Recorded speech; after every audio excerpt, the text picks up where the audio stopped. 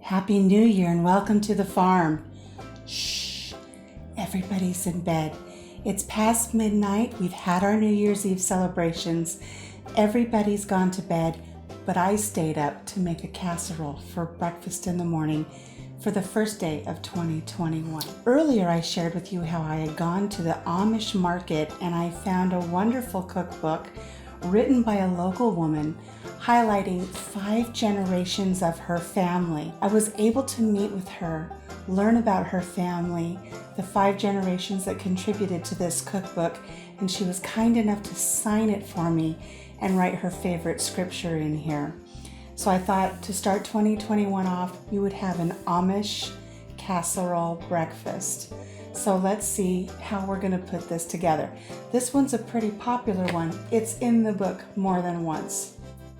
So this is called an Arlington Brunch, and it was shared by 2 family members. Again, this is 5 generations from the same Amish family that contributed to this cookbook.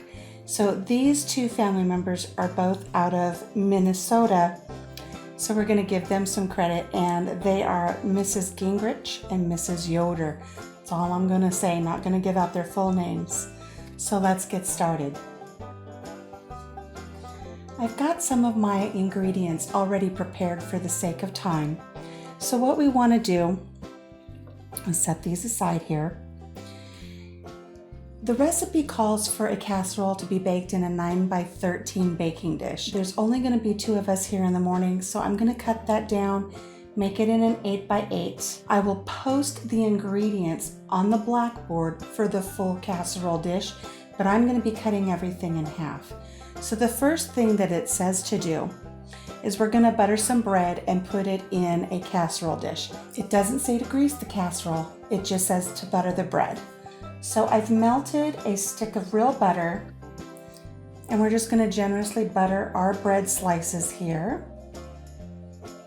And you don't have to melt the butter, but it's chilly here in the farmhouse tonight, and even with the butter sitting out, it was still pretty firm. So I chose to melt it, and it's okay because we're going to use the rest of the butter later. But I have to admit, brushing it on is a lot messier than just putting it on with a butter knife.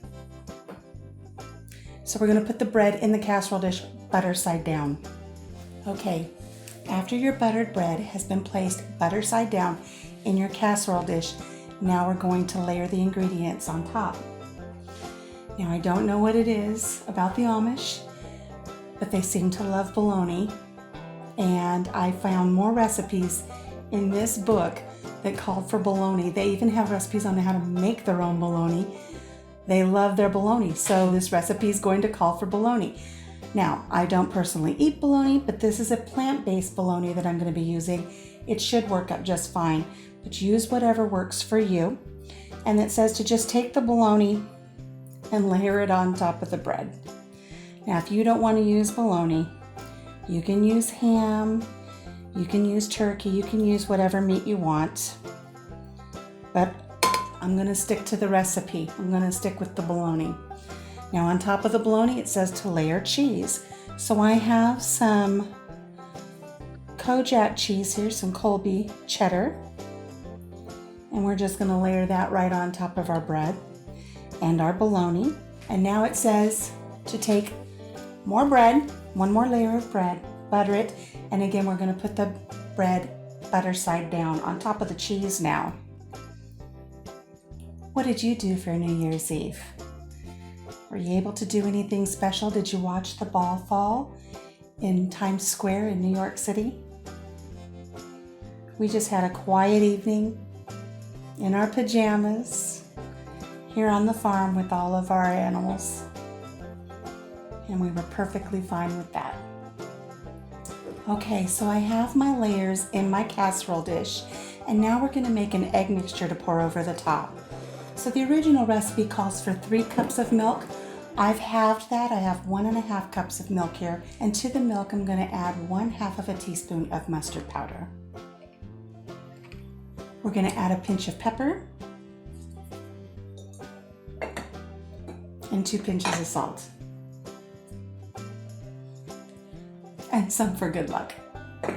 Now, going to set our milk aside, and the recipe calls for 6 eggs. And I'm going to use some of the eggs that I picked up out at the Amish farm the other day because my girls have stopped laying. So I purchased some of the eggs from the author of the cookbook, and she promises me they're all double yolkers. So I'm just going to do 2 double yolkers to add to my milk, and I'm going to crack them separately in a bowl just in case we lose any shell. Let's see what we get here. It's a double yolker. Add that to our milk. Another double yolker, she wasn't lying. We're just gonna mix these up a little bit with a whisk. It's not every day I'll be filming videos in my pajamas, you can thank me later. But this was a special occasion. I'm gonna pour this evenly over the top. All right, so this is ready to cover and place in the refrigerator. It will sit overnight. I'll see everybody in the morning.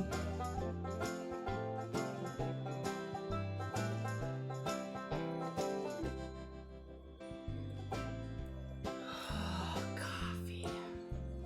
Thank you, sweetie.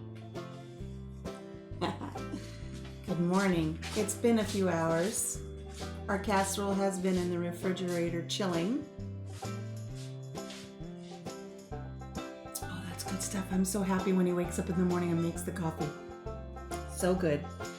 So we've got our melted butter here, and we've got what the recipe calls for is 1 cup of crushed cornflakes.